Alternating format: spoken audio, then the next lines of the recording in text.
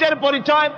রাসূল করিম সাল্লাল্লাহু আলাইহি ওয়াসাল্লাম উহুদের ময়দানে যখন আক্রান্ত হয়ে গেলেন, চতুর্দিকে কাফেররা ঘিরে ধরেছে, বাঁচার কোনো পথ নাই। সাহাবায়ে কেরাম রাসূলকে পাহারা দিলেন। যারা রাসূলকে পাহারা দিতে দাঁড়াইছেন, জীবন দিয়া পাহারা দিতে দাঁড়ায় গেছে। রাসূলের দিকে মুখ দিয়া, পিঠটা বাইরের দিকে দিয়ে রাসূলকে পাহারা দেওয়া শুরু করেছেন।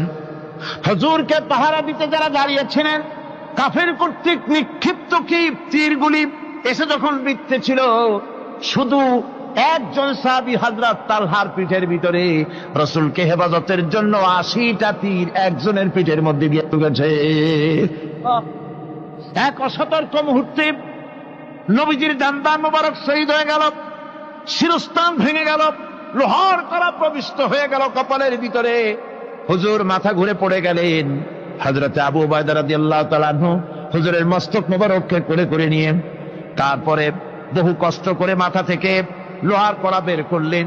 এবার ওই কড়ার ছিদ্র দিয়া রক্ত আসতেছে, মুখ দিয়া রক্ত পড়তেছে, দাড়ি ভিজে যাচ্ছে। বুখারী শরীফে এসেছে, আল্লাহর নবী দুইখানা হাত নিজের চেহারার উপরে মলে আনে টাটকা রক্ত চোখের সামনে দেখে বলছেন, আহারে, এই কওমের ফালাক কি করে হবে, এই কওমের মুক্তি কি করে হবে, এই কওমের নাজাত কি করে হবে, যে কওম তার নবীর চেহারা রক্ত দিয়ে লাল বানাইয়া দিল। নবীজি বললেন, আল্লাহুম্মা গফিরলি কওমি ফাইন্নাহুম লা ইয়ালামুন। আয় আল্লাহ পাক, আমার এই কওম বুঝতে পারে না, ওদেরকে মাফ করে দাও। খবর ছড়িয়ে গেল নবীজি শহীদ হয়ে গিয়েছেন। খবর ছড়িয়ে গেল চতুর্দিকে, মদিনায় খবর ছড়িয়ে গেল। মানুষ পাগলের মতো দৌড়ানো শুরু করে দিল। এক মেয়ে লোক দৌড়াচ্ছে উহুদের দিকে, কয়েকজন সাহাবীর সঙ্গে দেখা। তারা জিজ্ঞেস করলেন, দৌড়াও কেন মহিলা, যাও কই? কয় উহুদের দিকে যেতেছি। কয় যায় তো কোনো লাভ নাই, যেহেতু তোমার যে স্বামী এসেছিলেন জিহাদের ময়দানে, তিনি তো শহীদ হয়ে গেছেন। মহিলা বলতেছে, কে শহীদ হয়েছে শুনতে চাই না, আগে বলো নবীজি কেমন আছে। আবার কিছুক্ষণ পর আর কয়েকজনের সঙ্গে দেখা। তারা বলছে, মেয়ে লোক দৌড়াও কই? যাচ্ছি উহুদের দিকে। তারা বলছেন, যে কোনো লাভ নাই, তোমার যে দুইটা কলিজার টুকরা সন্তান উহুদে এসেছিল, দুটোই শহীদ হয়ে গেছে। মা বলতেছে, ও সাহাবী, কে শহীদ হয়েছে শুনতে চাই না, তাড়াতাড়ি করে বলো আল্লাহর নবী মুহাম্মদুর রাসূলুল্লাহ সাল্লাল্লাহু আলাইহি ওয়াসাল্লাম কেমন আছেন। দৌড়াতে দৌড়াতে উহুদের মাঠে সাহাবায়ে কেরাম পরিবেষ্টিত।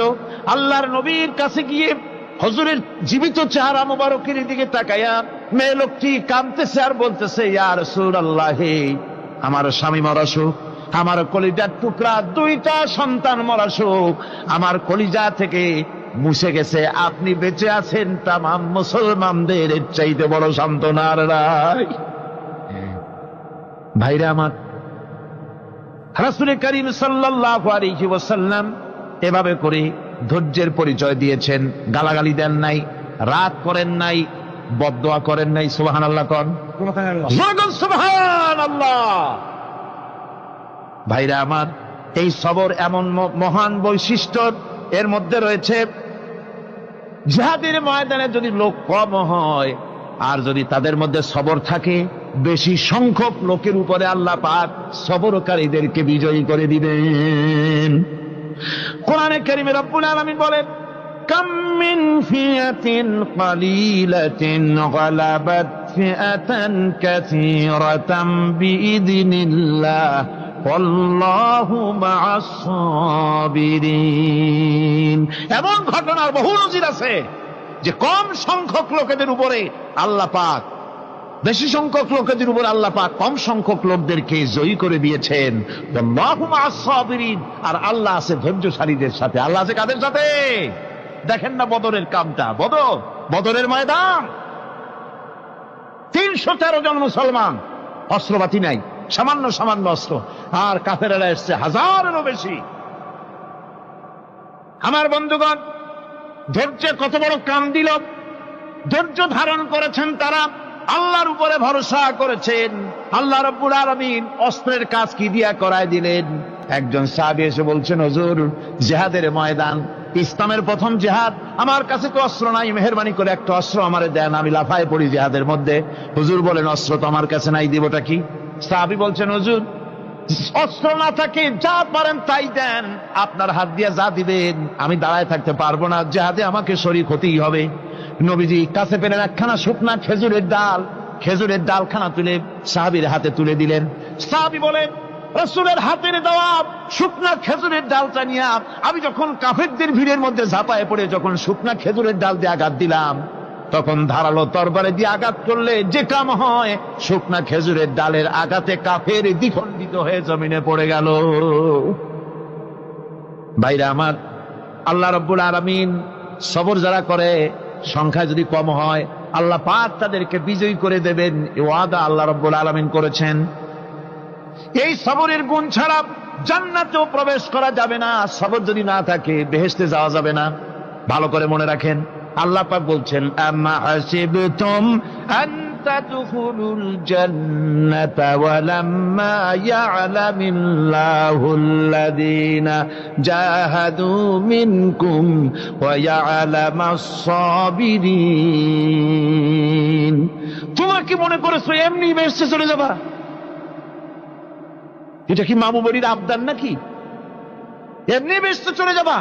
অথচ আল্লাহ রাব্বুল আলামিন এখনো দেখেন নেননি যে তোমাদের মধ্যে কারা জিহাদ করতে প্রস্তুত, কারা তোমাদের মধ্যে জিহাদ করে জান দেওয়ার জন্য প্রস্তুত, আর কারা ধৈর্যধারী, এটা তো আল্লাহ এখনো দেখে নেন নাই। সুতরাং হক এবং বাতিলের সংগ্রামে লিপ্ত হতে হবে। আল্লাহ দেখতে চান কারা জীবন দিতে চায়। সুতরাং ইসলামী আন্দোলনে যারা শরীক হবে তাদের বিপদ এবং মুসিবত দিয়ে আল্লাহ রাব্বুল আলামিন তাদের সাহসিকতা এবং ধৈর্যের পরীক্ষা নিবেন। কোরআনে কারীম বলছে ওয়ালানাবলুয়ান্নাকুম হাত্তা না'লামাল মুজাহিদিনা মিনকুম ওয়াস-সাবিরিনা ওয়া নাবলুয়া আখবারাকুম। অবশ্যই আমি তোমাদেরকে পরীক্ষার সম্মুখীন করব, আর তোমাদের মধ্যে সত্যিকার মুজাহিদ দৃঢ়তা অবলম্বনকারী কারা আমি তা দেখব।